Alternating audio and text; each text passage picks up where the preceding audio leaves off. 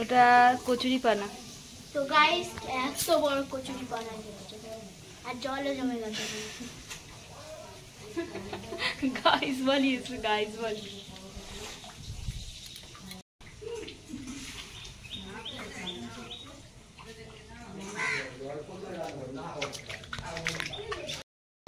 Hi everyone, এখন বাজে রাত্রি 11:30 বাজতে 5-10 মিনিট বাকি আছে।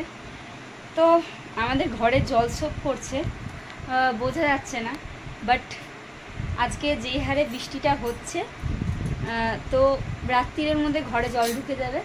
মানে ঘরে বারান্দা মানে বাইরে থেকে না ঢুকলেও মানে আমাদের এপাশে যে নিচু আছে ঘরের ওই কোনাটা, ওখান থেকে জলটা ঢুকে যাবে। তাই জন্যে আজকে বৃষ্টি অনেক হচ্ছে, শুরু হয়ে গেছে একদম বাইরে বৃষ্টি। তাই খাটের তলায় ওই টলিটা ছিল, এই যে এই টলিটা ছিল, এই দুটো ঝুড়ি ছিল, জুতো টুতো অনেক কিছু যাবতীয় জিনিস আছে। এই যে খাটের তলায় পুরো চার্জার মার্জার সব এই করেছি, মোবাইলগুলো চার্জ দেবো, জানি না কি হবে। তো যাই হোক, এখন আপাতত সব বার করছি। এখন ভাবছি এই শোকেস আছে, এই শোকেসের নিচটা আছে, এবং তার সাথে সাথে এই আলমারি আছে, এই আলমারির নিচের জিনিসপত্রগুলো সব ভাবছি রাত্রিবেলা বসে গুছিয়ে একটা কি বলে কাপড়ে পুটলি বানিয়ে বিছানায় বা আমাদের এই টেবিলের ওপরে রেখে দেবো।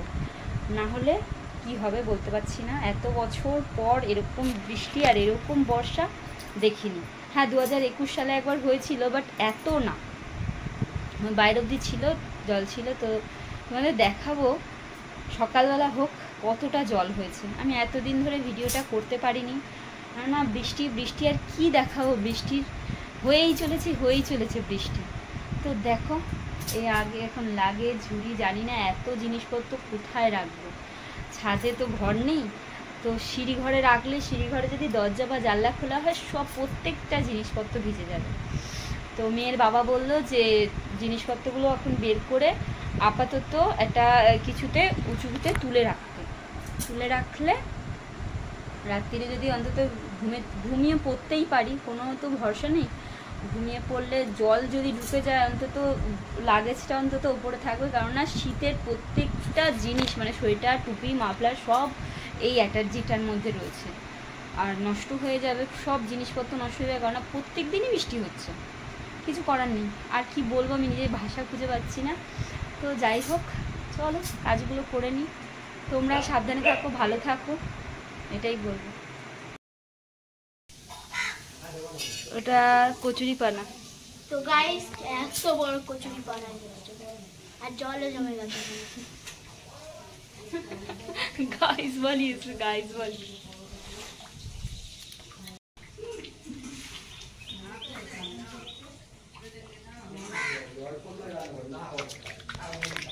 সারা রাত্রিরে জলে একদম চৌকাঠের সামনে জল এসে দাঁড়িয়েছে। এবার যাব একটু পরে রেশনে, বাজারে অনেক কাজ। চলো তোমাদেরকে দেখাই কতটা জল বেড়েছে। কলটা আবার ডুবে যায়। এ বাবা কি অবস্থা, ঘরে চৌকাঠে জল।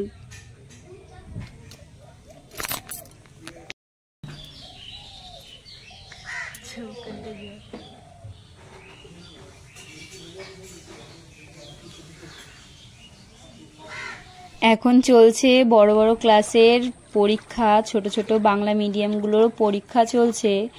এতটাই অসুবিধা হচ্ছে জলে যাওয়া আসাতে, বাচ্চাগুলোর প্রথমত কথা হাফ প্যান্ট পরে স্টেশন অবধি তাদেরকে যেতে হচ্ছে, বা স্কুলে গিয়ে তাদেরকে জামা প্যান্ট ছাড়তে হচ্ছে। এরকম একটা পরিস্থিতি আমাদের এখানে।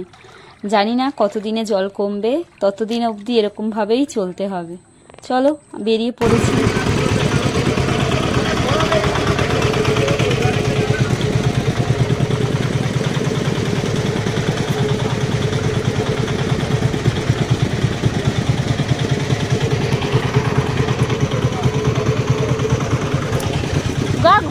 ঘুরাতে দাও মা, ঘুরাতে দাও।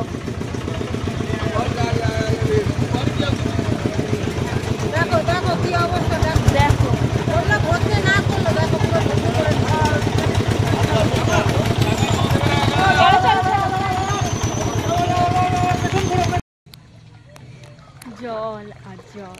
দেখি রয়েছে হাতে বাজার।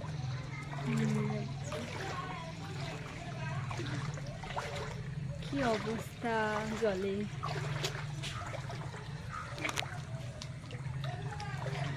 আজকে সকালবেলা টিফিনে বানিয়েছি কালকে রাত্রির ভাত ছিল, সেই ভাতগুলো একদম সলা সলা, সেগুলোকেই ভেজেছি। আর এই যে বাদাম দিয়ে আজকে ভাত ভাজা হবে। সবাই খাবে না, দুজন খাবে, তো অল্পই ভাত ভেজেছি। চলো আমি একটু খাবো আর মেয়েকে দেবো, আর যে খাবে তাকেই দেবো। চলো ভাতটাকে ভেজে নিই, তারপরে বসবো খেতে। খিদেও পেয়েছে, জলের মধ্যে আর কোথায় যাব। আর লুচি তরকারি ভালো লাগছে না, মন ভালো না থাকলে কিছু ভালো লাগে। তাই একটু ভাত ভাজলাম, আর একটু তরকারি ছিল সকালে করেছিলাম মুড়ি দিয়ে খাওয়ার জন্য, তো সেই তরকারি, ছোলা আলুর তরকারি, আর রয়েছে বাদাম দিয়ে ভাত ভাজা। তো চলো খেয়ে নিই। খেয়ে চান টান করে রেডি হই, ঘরের কাজ অনেক পড়ে রয়েছে, চারিদিকে ছিটাল অবস্থা। সকালবেলা সমস্ত কাজ সেরে নিয়েছি, কাজ সেরে চলে এসেছি চান টান করে, টিফিনও হয়ে গেছে সকালবেলা। আর এখন বাজে ওই দুপুর 1টা মতন। চান টান করে নিয়েছি, রান্নাবান্নাও প্রায় কমপ্লিট, একটু রয়েছে ভাজাভুজি। তো বাইরে জল, আর তার মধ্যে বাড়িতে সকলেই রয়েছে, বড়মশাই রয়েছে, শ্বশুরমশাই রয়েছে, সবাই রয়েছে। তাই আজকে কি কি রান্না করেছি তোমাদেরকে দেখাবো। চলো আগে বাইরের জলটা কতদিনে শুকাবে জানি না, আপাতত যতদিন না শুকাচ্ছে ততদিন এরমভাবেই কষ্ট করে চলতে হবে। আর এখনো ওয়েদার রিপোর্ট দেখাচ্ছে প্রতিদিন বৃষ্টি। এবার প্রতিদিন বৃষ্টি যদি হয় জানি না কি হবে। চলো দেখি, পেটটা তো আর মানবে না, পেটটার আগে শুনতে হবে। আজকে করেছি ভাত, এই যে ভাত রয়েছে, আর সঙ্গে রয়েছে আজকে বরবটি দিয়ে আলু দিয়ে একটা তরকারি, বাটা মশলার তরকারি রয়েছে, কচু আলু পটলের তরকারি, আর পটল ভাপা, আর তার সাথে রয়েছে মুসুর ডাল, আর তার সাথে রয়েছে এই যে এটা হচ্ছে বাটা মশলার তরকারি। এই মশলা তরকারিটা আমাদের প্রত্যেকে সকলে ভালোবাসে।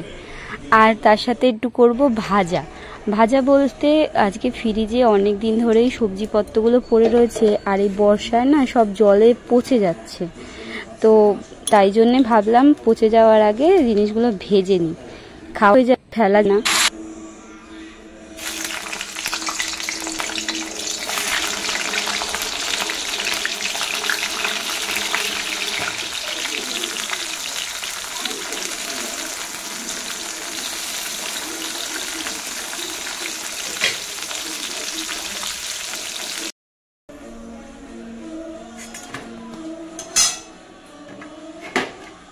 গেছিলাম রেশনে, আর তার সাথে বাজার দোকান করতে।